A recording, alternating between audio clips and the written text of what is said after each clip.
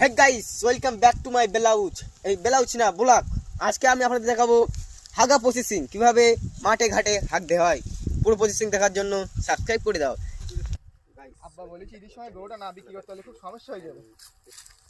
আরে শালা বোলাগাত তো। ও বোলাগাত দাদা, ও বোলাগাত দাদা।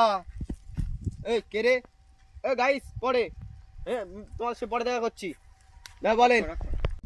আপনি কি ব্লগ করেন?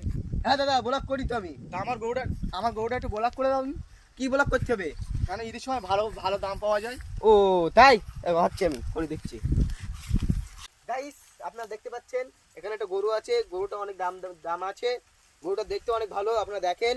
গরুটা অনেক দামে বিক্রি হতে পারে। আরে বাবা, ওরকম ভাবে বললে হবে না তো। কেন? যেরকম করে মোটরসাইকেল রিভিউ করে সেরকম ভাবে বলতে হবে। ও গাইস, তাহলে আরেকবার বলছি আমি আপনাদের। হ্যাঁ, এই গরুটার দুটো হ্যান্ডেল আছে, একটা হেডলাইট আছে, গিয়ার নেই। পেছনে একটি গিয়ার, এ বাবা, তো গিয়ার পেছনে চলে এসছে। এই কোম্পানি ভালো না। এই তোলা, এটা হেডলাইট ঝুলছে, মনে হচ্ছে 4টে চাকা আছে। হ্যাঁ, গরুটা অনেক দাম আছে।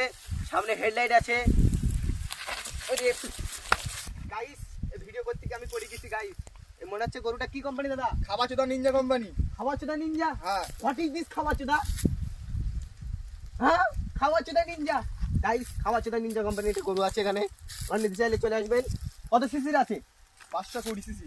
চলবে না মনে হচ্ছে। এ না, চলবে। বাবা, সেটা আমি বলি ফেলাইছি গরুর দোকানের সামনে।